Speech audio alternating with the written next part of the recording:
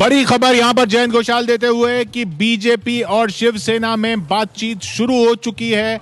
अभी इस पर भी ये भी संभावनाएं जिन पर बात हो रही है, उनमें से एक संभावना ये कि क्या रोटेशनल चीफ मिनिस्टर होगा, क्या कुछ समय के लिए शिवसेना, कुछ समय के लिए बीजेपी, ये चीफ मिनिस्टर होगा। ये भी एक बिंदु है जिस पर बात हो रही है। बड़ी खबर ये है कि बीजेपी और शिवसेना में बातचीत शुरू हो गई है, क्योंकि नतीजे आपके सामने, रुझान आपके सामने, 274 में से सिर्फ 119 पर ही बीजेपी आगे है।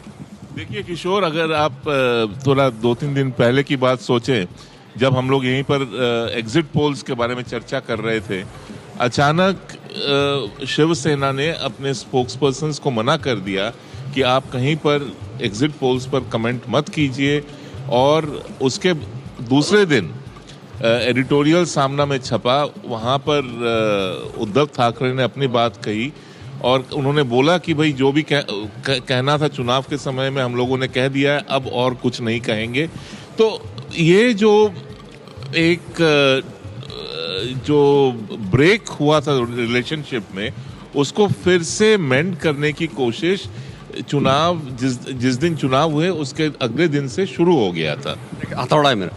ये अगर रोटेशनल चीफ मिनिस्टर की बात चल रही है, इसका सीधा ट्रांसलेशन हिंदी में ये है कि मोदी वेव यहीं पे खत्म हो गई। क्योंकि कल्याण सिंह का, और याद करिए वहाँ वाला रोटेशनल कर्नाटक में भी हुआ था, और बीजेपी के लिए फिर से पुनर्मूर्छिको भव की स्थिति है। मोदी की वेव उनके करिश्मे के बिना जुगाड़ तुगाड़ तंट घंट से सरकार बनाने की कोशिश मोदी वेव के एंड का संकेतक होगी। नहीं, देखिए महाराष्ट्र में अगर भाजपा अंत तक अपने बल पर पूर्ण बहुमत नहीं हासिल कर पाती है, कुछ सीटों की कमी रह जाती है, तो फिर शिवसेना के साथ गठबंधन करना ये कोई मोदी वेव है, नहीं है, अंत हो रहा है, नहीं हो रहा है, उसका संकेत नहीं है। नहीं उसका संकेत क्यों? एक जवाब नहीं। उनामी जो था उसमें अगर हाथ पांव जोड़ के भैया बाबू करके सरकार बनानी पड़ जाए तो बाबू इसको एंड मानना पड़ेगा, या बिगिनिंग ऑफ द एंड तो मानना ही पड़ेगा। वेव खत्म। नहीं, यहाँ पर आप कह रहे हो कि वो गिराएंगे ये हाथ। नहीं, मैं मेरी एक मिनट, ये स्थिति हरियाणा में भी बन सकती थी कि 43 पर ही आगे है, कहीं कुलदीप बिश्नोई के साथ तो नहीं जाना पड़ेगा। देखिए हरियाणा में वही कह रहा हूँ कि बहुत आसान स्थिति नहीं रह गई। बीजेपी 43 पे, बीजेपी 42 पे भी हो सकती है। और जैसी कि सूचना है कि हिसार से कुलदीप बिश्नोई और संघ के नेताओं के बीच में थोड़ी बहुत बातचीत भी हुई है। किशोर बिश्नोई, इनकी पार्टी जो है जनहित कांग्रेस जो है, वो तो ऑलरेडी बीजेपी के पास जाकर के उसको मंत्री पद चाहिए, वो ले लेके उस पर बन जाएगी। लेकिन बीजेपी बहुत सीना चौड़ा करके बना पाए, इतना आसान नहीं लग रहा। अभी कांग्रेस बहुत गेन कर रही है, ये बहुत बड़ी बात है हरियाणा में, और ये अपने आप में बहुत कांग्रेस के लिए बहुत बड़ी चीज है। ये पटाखे फूट रहे हैं, ये छूट रहे हैं पटाखे दिल्ली के बीजेपी दफ्तर में। 27 रैली करने के बाद यदि पूर्ण बहुमत पे कांग्रेस नहीं आती, बीजेपी नहीं आती महाराष्ट्र में, तो ये कहना पड़ेगा कि जिस मोदी युग की बात तुम कर रहे थे एग्जिट पोल में, वो युग नहीं है, वो लहर कहीं कमजोर पड़ रही है। अभी भी मैं 100 से ज्यादा बीजेपी को मिलना ये मोदी के ही कारण मिल रहा है। मैं मोदी का करिश्मा मानता हूँ, लेकिन जिस बड़ी लहर और युग की बात कर रहे थे वो युग तो है ही नहीं, लहर भी कमजोर पड़ गई है। लहर कमजोर पड़ गई है, अभी से कह दें क्या? नहीं, अभी नहीं कह सकते, जब तक अंतिम नतीजा नहीं आता। बड़ा इंटरेस्टिंग है कि आज की तारीख में अभी जो नतीजे आ रहे हैं, जो रुझान आ रहे हैं, बीजेपी 126 पर है, एमएनएस 4 पे, 130 और 11 इंडिपेंडेंट है। महाराष्ट्र में सिर्फ 2 सीटों के रुझान आना बाकी। महाराष्ट्र में सिर्फ 2 सीटों के रुझान आना। एमएनएस के और इंडिपेंडेंट्स के साथ मिलाकर 141 सीटें पर बीजेपी आगे है।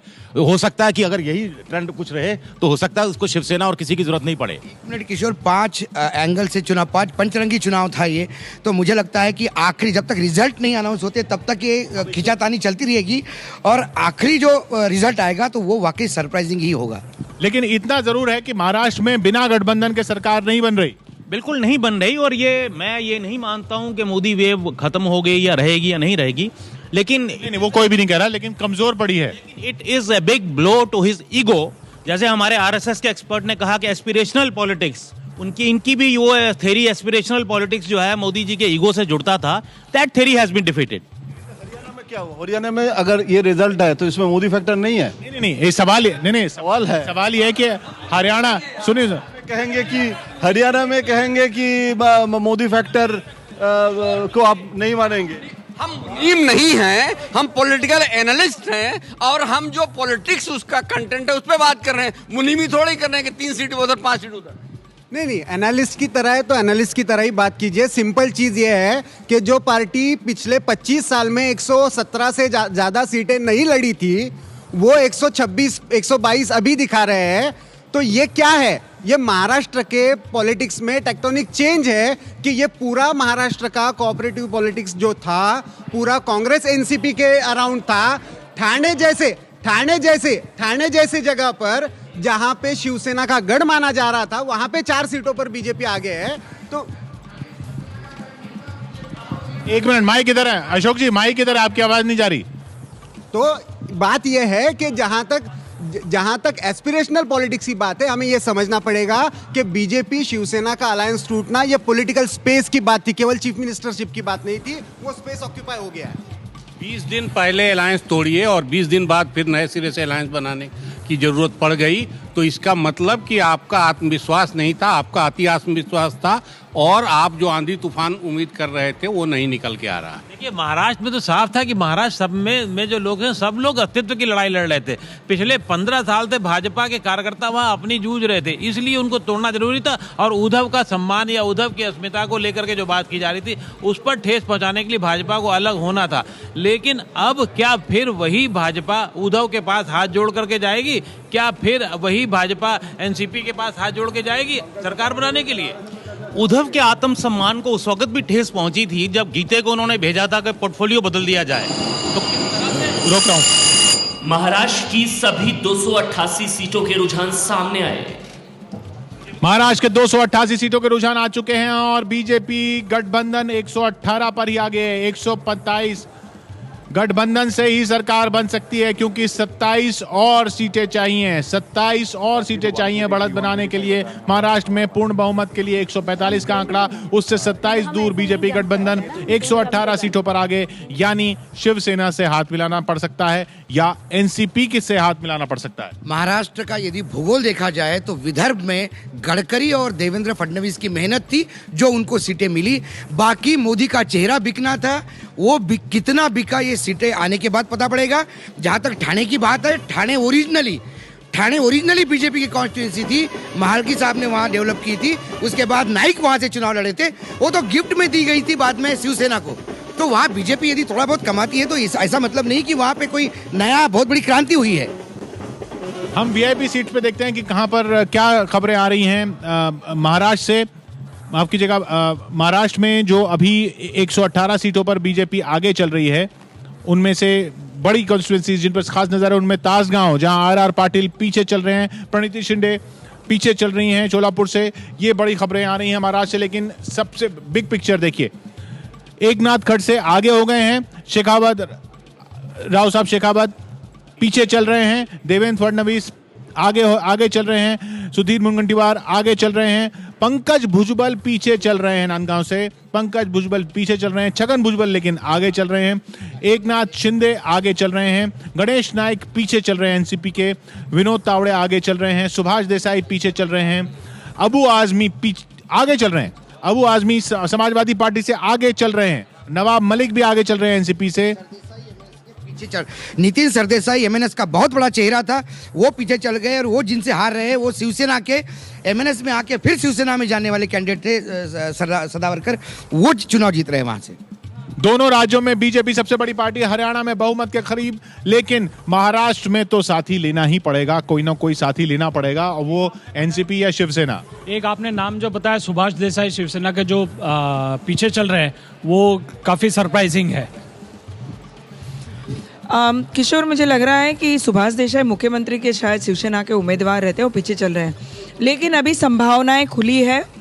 जो जिस तरह से आंकड़े आ रहे हैं, मुझे लगता है कि बीजेपी शिवसेना की तरफ नज़र जरूर करेगी, लेकिन अगर उद्धव ठाकरे हार्ड बार्गेन करते हैं, चीफ मिनिस्टरशिप मांगते हैं, केंद्र में कुछ मांगते हैं, हो सकता है कि एनसीपी भी साथ में जाए। जब घोषणा पत्र हुआ था तो हमने सुप्रिया सुले को पूछा था और हमने इस एक डील की बात पूछी थी उनको कि क्या आप और प्रफुल्ल पटेल को केंद्र में मिनिस्टर बनाने की बात हुई है, ऐसी कोई पर्दे के पीछे डील हुई है, तब वो हमारा सवाल टाल गई थी। तो अभी मुझे लगता है कि संभावना तीनों ही परिस्थिति के लिए खुली है। सब एक दूसरे के साथ बार्गेन करेंगे, जिसका सबसे ज़्यादा फायदा होगा वो बीजेपी के साथ जाएगा।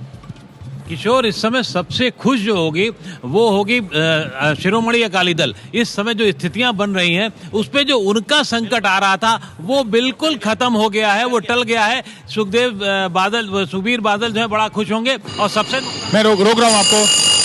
कराड़ दक्षिण सीट से पूर्व मुख्यमंत्री पृथ्वीराज चौहान पीछे चल रहे हैं। पृथ्वीराज चौहान खुद पीछे चल रहे हैं। कांग्रेस सिर्फ 36 सीटों पर आगे है। महाराष्ट्र में कांग्रेस चौथे नंबर पर है, लेकिन बड़ी खबर उससे ज्यादा महाराष्ट्र में यह है कि बीजेपी को शिवसेना से हाथ मिलाना पड़ेगा। नहीं, देखिए, बार बार ये जो मोदी लहर है नहीं है, मोदी इफेक्ट है नहीं है, इस पर चर्चा हो रही है। मैं बस एक छोटा सा पॉइंट करना इसमें कहना चाहता हूं बात। 5 साल पहले जब भाजपा चुनाव लड़ी तो उसको भाजपा को 46 सीट मिले थे। 46 से अगर भाजपा उसको खींच के 120, 125, 130 तक ले जाते हैं तो इसका श्रेय पूरा नरेंद्र मोदी को जाता है और किसी को नहीं। दूसरी बात जो है, और हरियाणा में तो 4 से 48 है। 4 से 48। और रही बात, अब ये जो बार बार चर्चा हो रहा है कि शिवसेना कैसे बार्गेन करेगी, क्या मांगेगी।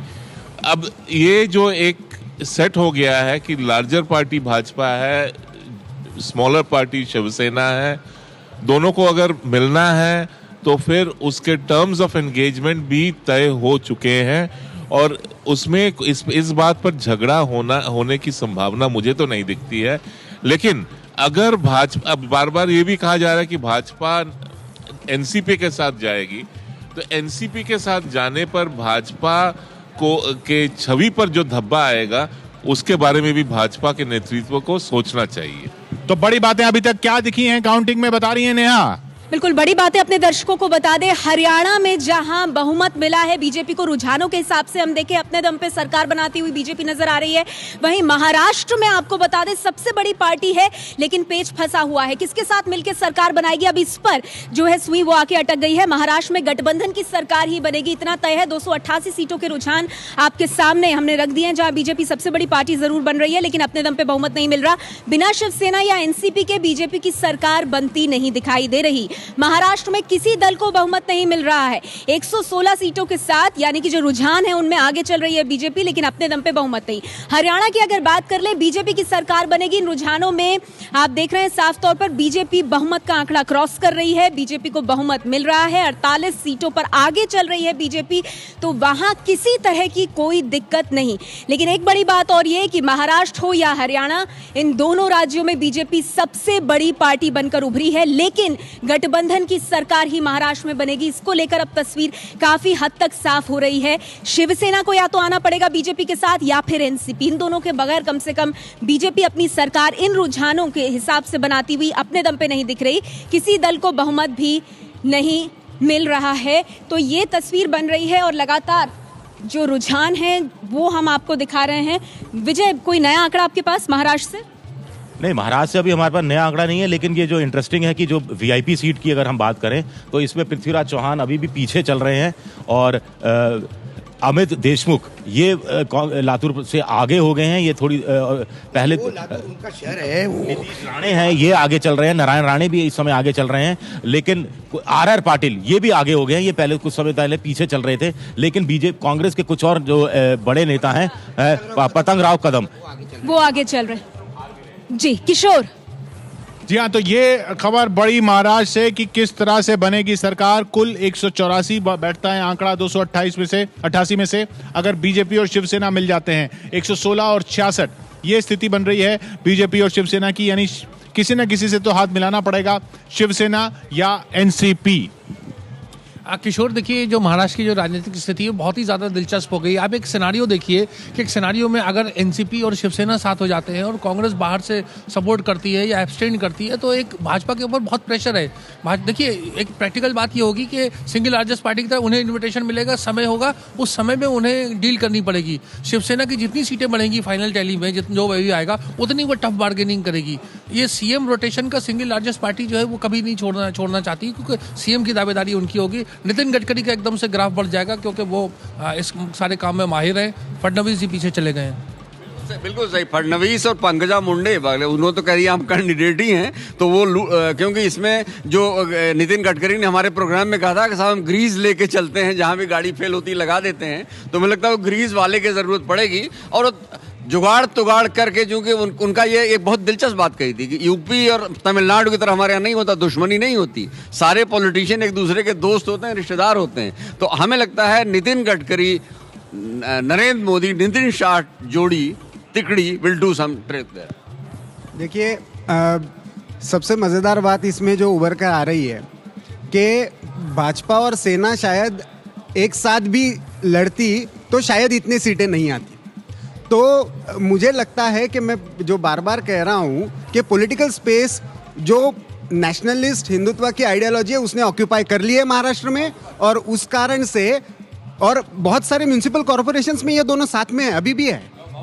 तो इस कारण से मुझे लग रहा है कि बीजेपी और सेना साथ आने की संभावना बहुत ज़्यादा है। जिस तरह से शिवसेना ने कल अपना स्टैंड सॉफ्ट किया है, बीजेपी इसकी तरफ से तो पहले से ही कह दिया है कि हम बाला साहब ठाकरे के कारण उनके खिलाफ कुछ बोलेंगे नहीं। तो मुझे लगता है कि ये संभावना जरूर बनती है, लेकिन अभी मामला फंसा हुआ है। और आप कह रहे हैं उसका भी मतलब काफी साफ है कि शिवसेना और बीजेपी का ही गठबंधन वहां पर हो सकता है। तो अभी बड़ी तस्वीर ये 288 में से 114 सीटों पर ही बीजेपी गठबंधन आगे है, यानी बहुमत से पीछे है, दूर है बीजेपी गठबंधन महाराष्ट्र में। हरियाणा में लेकिन स्थिति बहुत आराम की हो गई है। 90 में से 50 पर बीजेपी आगे। 1 मिनट में लौट रहे हैं हम, सिर्फ 1 मिनट घड़ी देखिएगा, 1 मिनट 60 सेकंड में लौट रहे हैं हम और देखेंगे महाराष्ट्र में क्या हुआ, क्या तस्वीर बदली। लेकिन पूरी टैली आपकी स्क्रीन पर चलती रहेगी इस 1 मिनट के दौरान भी। जाएंगे तो आप कहीं नहीं एबीपी न्यूज छोड़कर।